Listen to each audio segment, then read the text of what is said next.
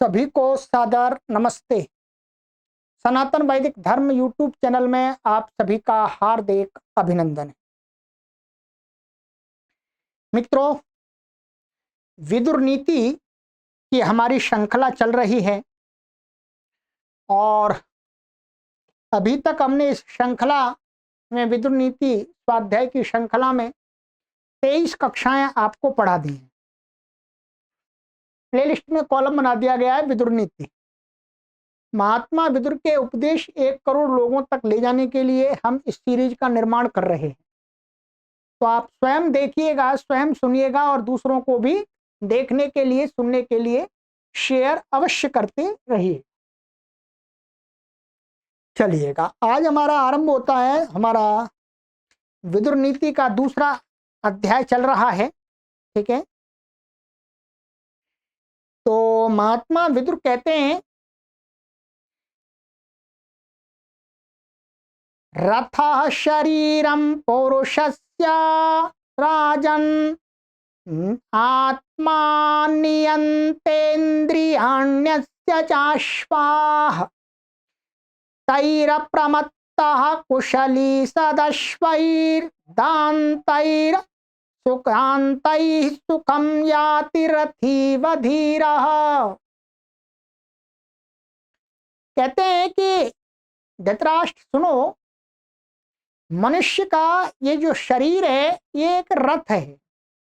ये रथ माने ये गाड़ी है और बुद्धि सारथी है।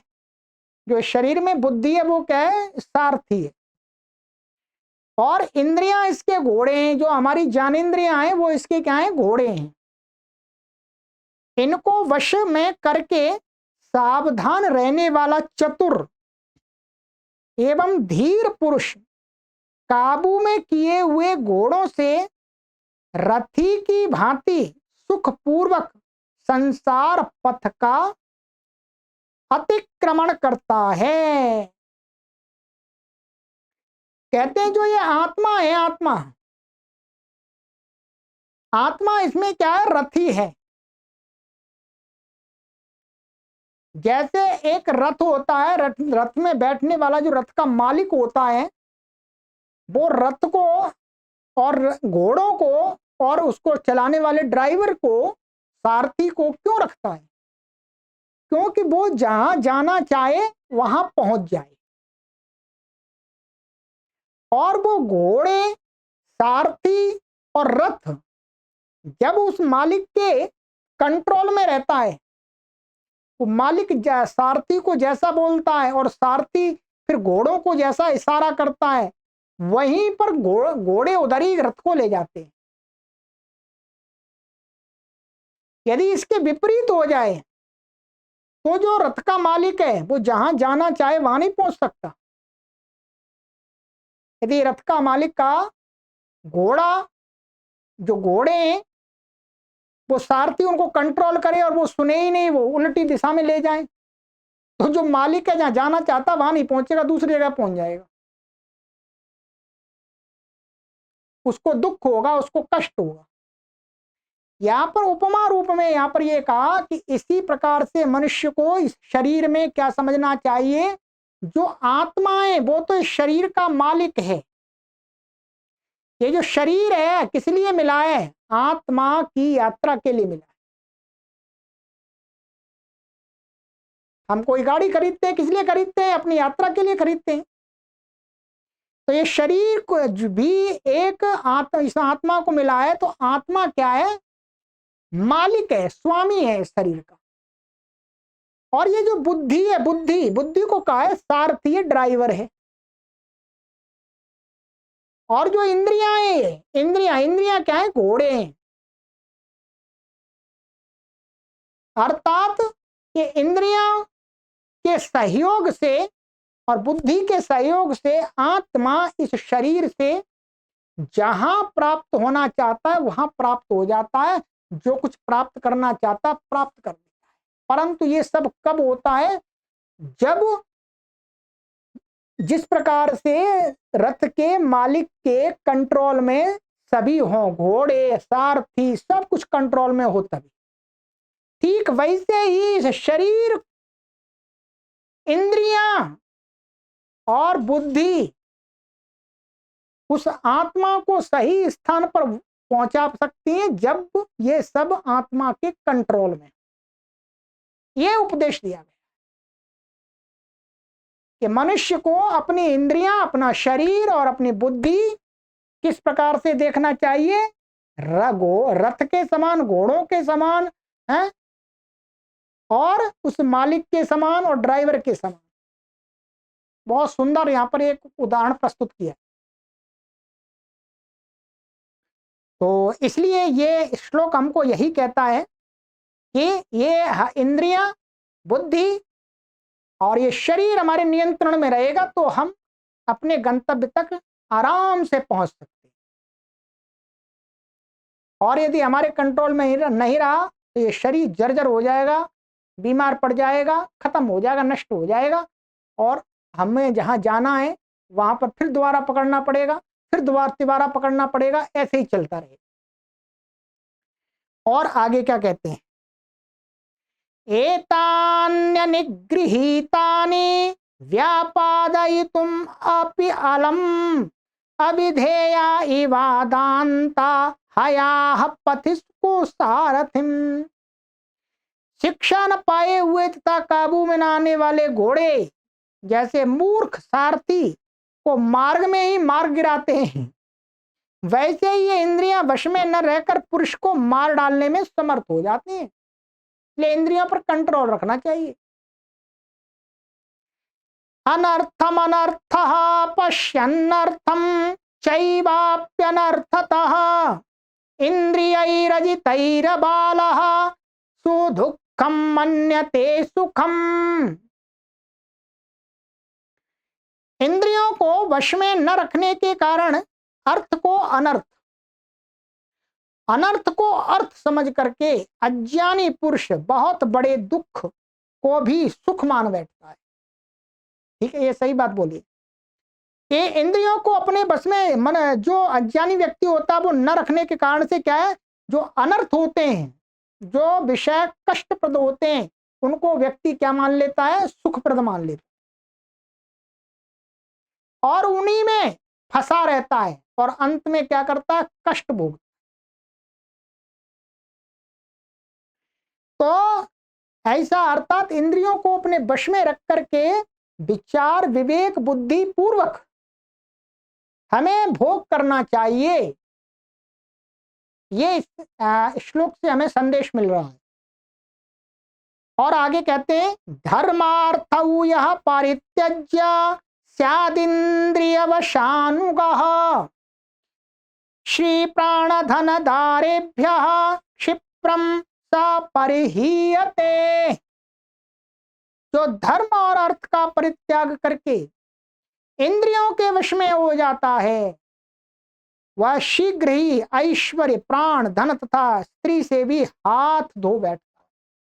बहुत चेतावनी दी है बड़ी कि जो व्यक्ति धर्म और अर्थ का परित्याग करके ना धर्म को प्रधानता देता है, ना धर्म पूर्वक अर्थ को प्रधानता देता है, उसको त्याग करके क्या है, इंद्रियों के वश में आकर के विषयों में लिप्त हो जाता है, तो वो व्यक्ति क्या है, अपने धन, ऐश्वर्य, प्राण सब को गमा देता है शीघ्र ही।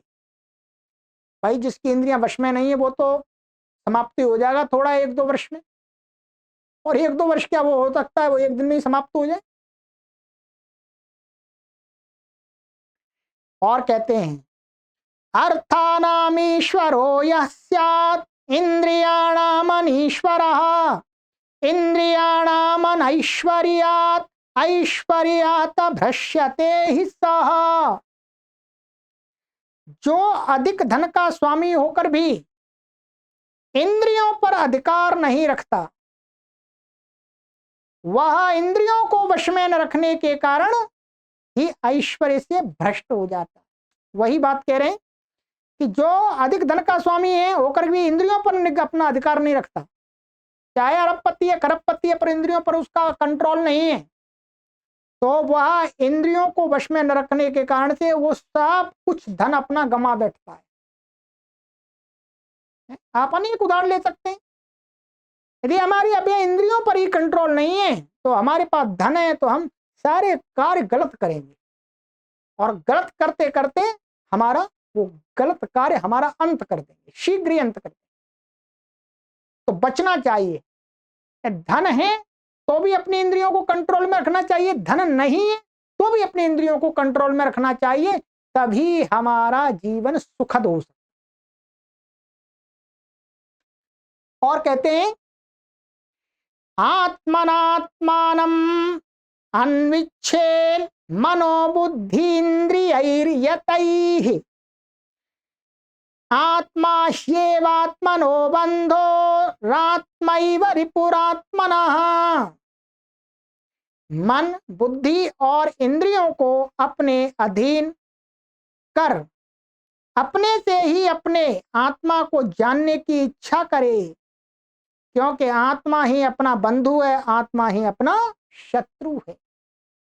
ये गीता में भी आया इसी प्रकार से, वहां पर थोड़ा अर्थ यही है, शब्दों का उलट फेर है थोड़ा सा। तो ये कहते हैं कि मनुष्य को यत्न पूर्वक स्वयं के द्वारा स्वयं को जानने की कोशिश करनी चाहिए। और स्वयं को जानने के लिए स्वयं की कोशिश कब होगी? जब ये इंद्रियां, मन, चित्त, अहंकार, बुद्धि हमारे कंट्रोल में होंगे।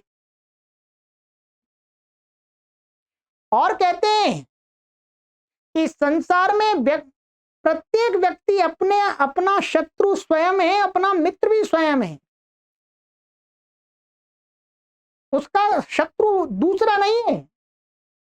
दूसरा शत्रु तो दिखता है मनुष्य को, अपना स्वयं शत्रु नहीं दिखता।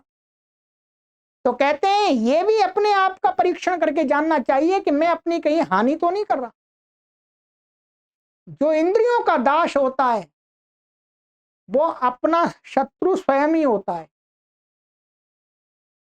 और इंद्रियां जिसके अधीन होती हैं वो स्वयं का मित्र स्वयं ही होता है। उसको कोई संसार में गिरा नहीं सकता, उसको कोई बहका नहीं सकता, वो गलत मार्ग का आचरण नहीं कर सकता।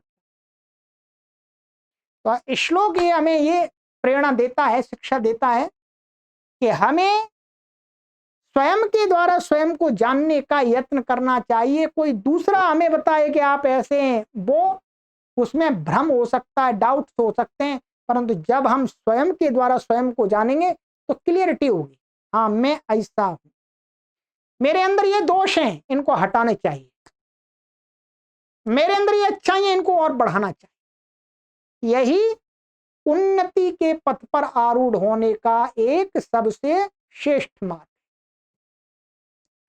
और कहते हैं आगे, बंधुरात्मात्मनः तस्य येनैवात्मात्मना जितः स एव नियतो बंधो स एव नियतो रिपुः।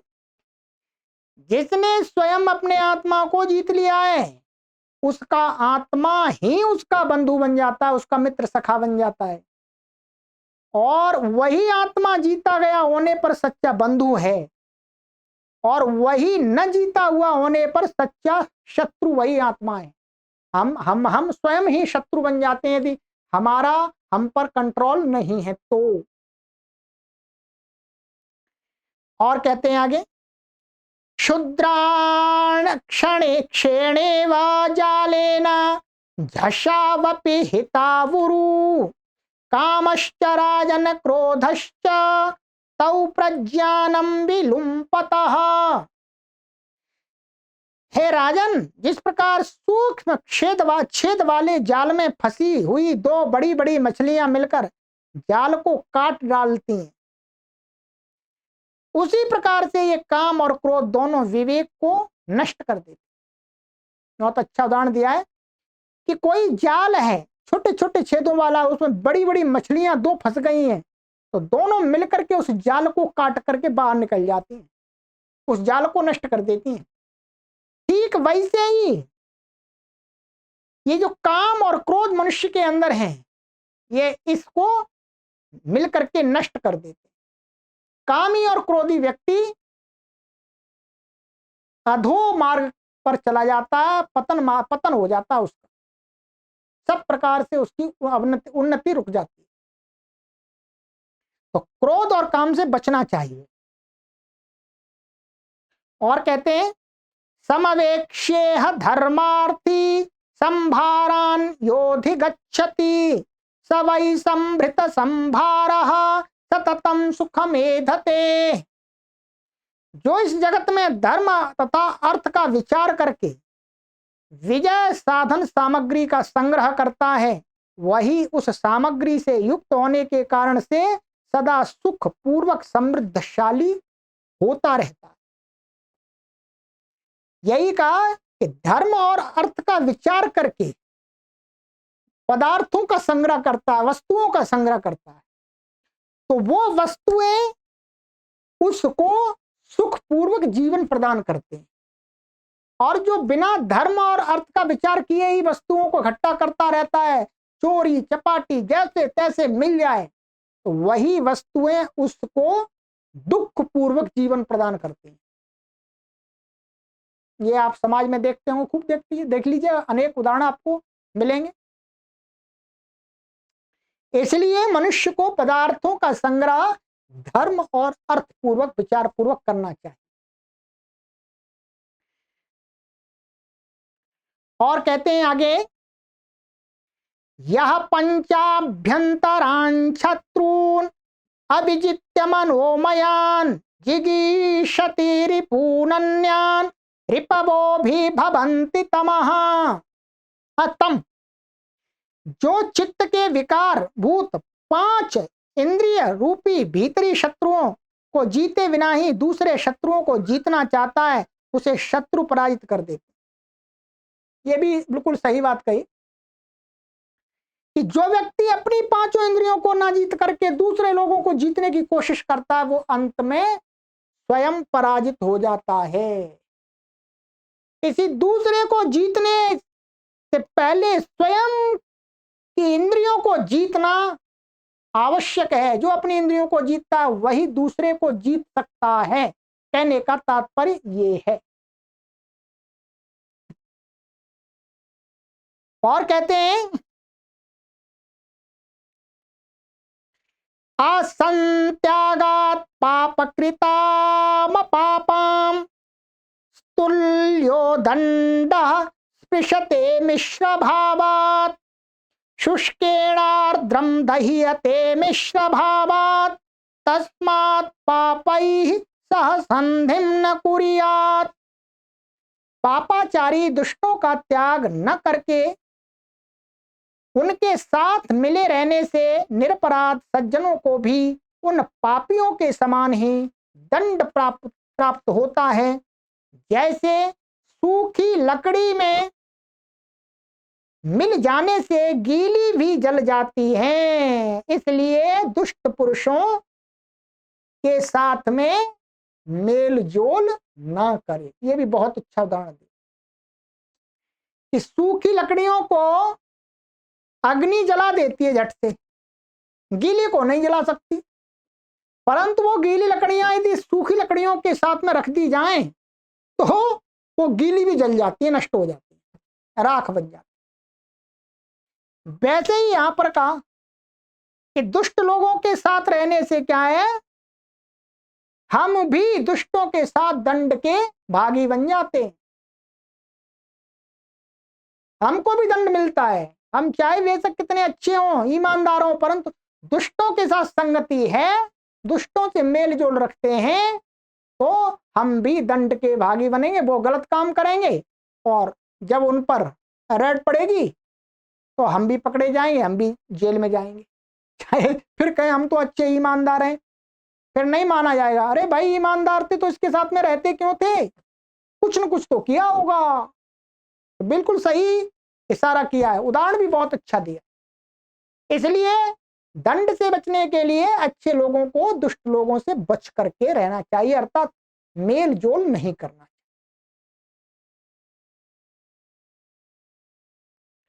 और कहते हैं निजानुत्पततः शत्रून् पंच पंच प्रयोजनान् यो मोहान्न निगृह्णाति तमापद्ग्रसते नरम।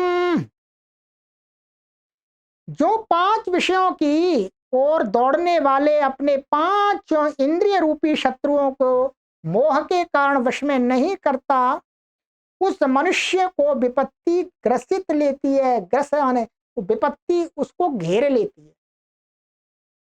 अर्थात जो व्यक्ति विषयों के वशीभूत, अच्छा ये भी अच्छा, इसमें इसको भी मजा आ जाएगा, इसमें भी मजा आ जाएगा, इस मोह में अपनी इंद्रियों को कंट्रोल नहीं रखता ठीक है, तो उसके जीवन में बार बार विपत्तियां आती रहती।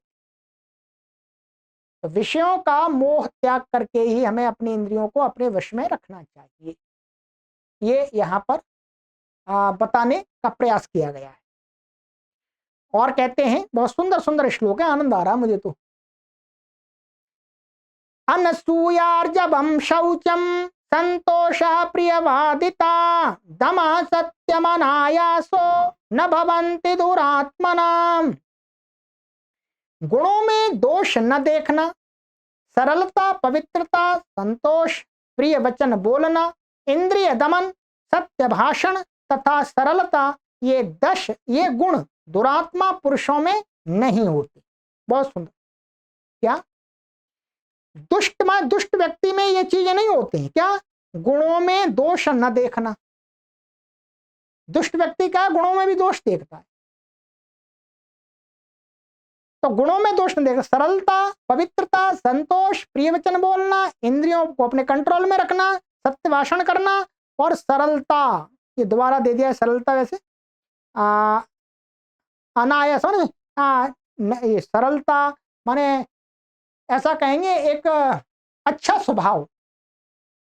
ठीक है, वैसे 2 बार इसमें आ रहा है, एक ये आया था आर्जवम और अनायास। अनायास माने स्वाभाविकता, स्वाभाविकता कहेंगे। ठीक है, तो ये चीजें दुष्ट व्यक्तियों के अंदर नहीं दिखाई देती, ये सज्जनों के अंदर ही दिखाई देती है। और कहते हैं आत्मजानम असंरंभस्तितिक्षा धर्म नित्यता वाक्चैव गुप्ता दानम च नैतान्यन्तेषु भारत। हे धृतराष्ट्र, आत्मज्ञान, अक्रोध, सहनशीलता, धर्म पारायणता, वचन की रक्षा, माने वचन की रक्षा में वचन का पक्का होना तथा दान, ये गुण अधम पुरुषों में नहीं होते, दुष्ट लोगों में नहीं होते, ये श्रेष्ठ लोगों में होते हैं। और कहते हैं अक्रोश परिवादाभ्याम विहिंसन्त्य बुधा बुधान वक्ता पापमुपादत्ते क्षममाणो विमुच्यते। मूर्ख मनुष्य विद्वानों को गाली और निंदा से कष्ट पहुंचाते। मूर्ख व्यक्ति यही तो करते हैं, अपशब्द बोलते हैं, गाली गलौज करते हैं अच्छे लोगों को। गाली देने वाला पाप का भागी होता है और क्षमा करने वाला पाप से मुक्त हो जाता है। अर्थात श्रेष्ठ व्यक्ति तो उसको क्षमा कर देते हैं, भाई ठीक है तूने गाली दे दी, तेरा मुख है, मुझे क्या लगी गाली, तो वो तो पाप से मुक्त हो जाते हैं। पर जो गाली देने वाला दुष्ट व्यक्ति वो पाप से युक्त हो जाता, पापी बन जाता। और कहते हैं आगे हिंसा बलम साधूनाम राज्याम दंड विधिर्बलम शुश्रूषा तु बलम स्त्रीणाम क्षमा गुणवताम बलम। दुष्ट पुरुषों का बल है हिंसा, वो हिंसा में विश्वास करते हैं। और राजाओं का बल है दंड देना स्त्रियों का बल है सेवा करना और गुणवान व्यक्तियों का बल है क्षमा करना। एक एक गुण को दिखा दिया। ठीक है, वाक संयमो हि नृपते सुदुष्करतमो मतः अर्थवच्च विचित्रंच न शक्यम बहुभाषितम भाषितुम।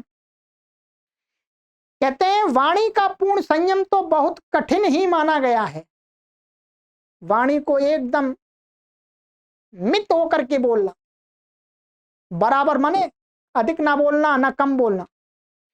कहते हैं वो वाणी का पूर्ण संयम तो बहुत कठिन गया है, परंतु विशेष अर्थयुक्त और चमत्कार पूर्ण वाणी भी अधिक नहीं बोली जा सकती। इसलिए अत्यंत दुष्कर होने पर भी वाणी का संयम करना ही उचित है। ज्यादा बड़ी बड़ी बातें भी नहीं फेंकनी चाहिए, माने जितनी आवश्यकता उतना ही बोलना चाहिए, उसमें ही कल्याण है, ठीक है, उसमें ही हमारा हित है। और कहते हैं अभ्यावहति कल्याणम विविधम वाक सुभाषिता सैव दुर्भाषिता राजन अनर्थयोपपद्यते अनर्थायोपपद्यते। कहते हैं मधुर शब्दों से कही हुई बात अनेक प्रकार से कल्याण करती है, किंतु वही यदि कटु शब्दों में कही जाए तो महान अनर्थ का कारण बन जाती है। माने कोई भी बात है यदि हम उसको मीठे मीठे भाव से बोलेंगे, मधुर रूप में बोलेंगे, तो लोग उसको मान लेंगे, उससे कल्याण हो जाएगा।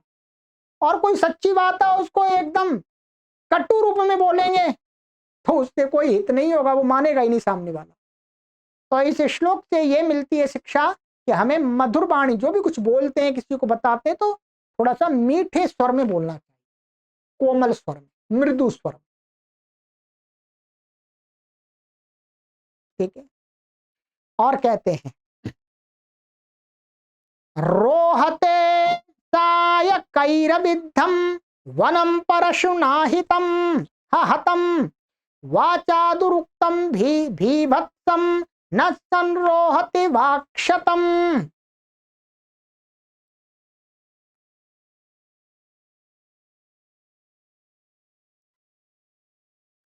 थोड़ा देखने में परेशानी आ रही थी इसलिए। कहते हैं बाणों से बिधा हुआ और फरसे से कटा हुआ वन भी अंकुरित हो जाता है। अतः बाणों से, तीरों से जो वन को काट दिया, पेड़ों को, अथवा फरसे से काट दिया है, गड़ासे से, तो फिर दोबारा वो पौधे उगाते हैं। किंतु कटु वचन कहकर वाणी से किया हुआ भयानक घाव कभी नहीं भरता। इसी को लेकर के वाणी ऐसी बोली है मन का आपा खोए, और न को शीतल करे आपहो शीतल होए। तो कबीर आदि के श्लोक है, इन्हीं संस्कृत के भावों को उन्होंने हिंदी के माध्यम से प्रकट किया है। तो यही कहते हैं कि वाणी का जो घाव है वो कभी भरता नहीं है। किसी को हमने कटु शब्द बोल दिए तो वो छाप उसके चित्त में बन गई, मिटती नहीं है, बहुत मुश्किल है। तो इसलिए वाणी को बहुत सावधानी से तो मनुष्य को प्रयोग करना है। यदि हमें संसार में सुखी रहना है तो वाणी को बहुत संयम पूर्वक प्रयोग करना है, ठीक है। चलिएगा, तो आज इतना ही करते हैं। आज तो मैंने बहुत सारे श्लोक करा दिए आपको, 2 और आपके 12 और आपके 8, 20 श्लोक करा दिए, काफी श्लोक करा दिए मैंने, ठीक है। चलिएगा, अब अगली कक्षा में करेंगे।